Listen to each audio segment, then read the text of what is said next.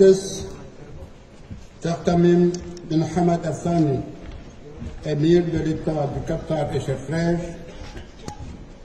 Madame la Secrétaire générale de l'Assemblée des Nations Unies, Monsieur Antonio Guterres, Secrétaire général des Nations Unies, Majesté, Altesse, Excellence, Messieurs les chefs d'État et de gouvernement, distingués invités, Mesdames et Messieurs, Assalamu alaikum wa rahmatullahi wa barakatuh. Je suis profondément honoré de prendre la parole ici, à Doha, au nom de l'Union des Comores, à l'occasion de ce second sommet mondial sur le développement social. Ce rendez-vous illustre notre engagement collectif à replacer l'être humain au cœur du développement dans un monde en quête d'équité et de solidarité. Je voudrais avant tout exprimer notre gratitude à Son Altesse Cheikh Tamim bin Hamad Al Thani, émir de l'État du Qatar, ainsi qu'au peuple et au gouvernement qatari pour leur accueil chaleureux et les dispositions exemplaires prises afin d'assurer la réussite de ce sommet.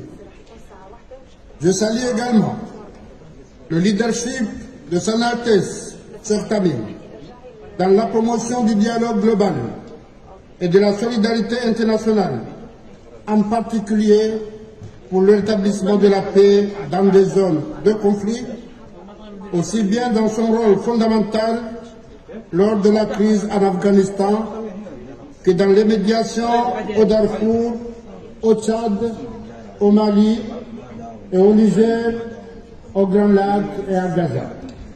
Enfin, je rends aussi un hommage à M. Antonio Guterres et ses équipes pour leur accompagnement constant dans nos efforts communs en faveur d'un développement durable et inclusif.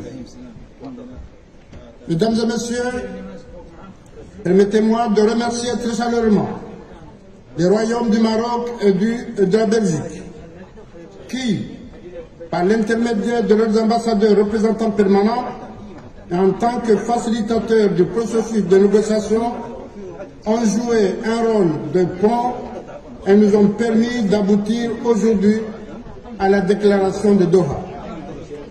30 ans après le sommet mondial pour le développement social tenu à Copenhague en 1995, nous réaffirmons la pertinence et l'actualité de ces trois engagements fondamentaux.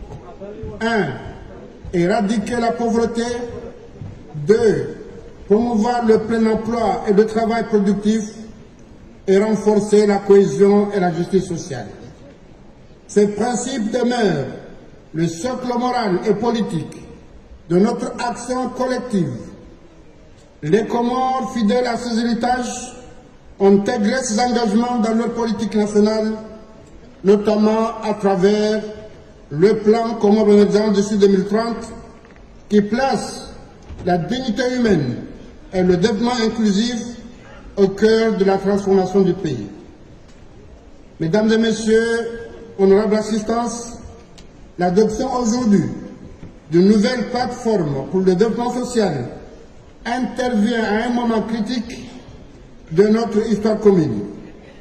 Plus de 700 millions de personnes vivent encore dans l'extrême pauvreté, avec moins de 2,15 $ par jour, et 1,3 milliard souffrent d'une pauvreté multidimensionnelle selon le PNUD. En Afrique subsaharienne, près de 40% de la population n'a toujours pas accès à l'électricité et plus de 230 millions d'enfants ne sont pas scolarisés ou risquent de décrocher d'ici 2030. Les inégalités économiques se creusent et les chocs combinent, pandémie, conflits, dérèglements climatiques, ont annulé près d'une décennie de progrès social. Dans ce contexte, la plateforme de Doha doit être une boussole commune orientant l'action mondiale vers encore plus de justice sociale, d'inclusion et de dignité humaine. Mesdames et messieurs, aux Comores, État insulaire en développement, nous savons que le développement social est le socle de la paix et de la prospérité. Notre vision inscrite dans notre plan repose sur 3 piliers fondamentaux. Investir dans le capital humain, renforcer la cohésion sociale, construire une économie inclusive malgré des ressources limitées. Nous développons des programmes de soutien aux ménages vulnérables, notamment via le mobile money, qui permet aussi de soutenir des initiatives d'appui aux populations rurales. Mesdames et messieurs, pour que la plateforme de Doha ait un impact réel, elle doit s'accompagner d'un moyen nouveau et solidaire. Selon les Nations Unies, il faut 4 000 milliards de dollars par an pour financer les objectifs de développement durable, alors que le déficit actuel de financement dépasse 2 500 milliards. Les pays les moins avancés, qui représentent 14% de la population mondiale, ne reçoivent que 6% des investissements directs étrangers et 0,09% des financements contre les effets du changement climatique.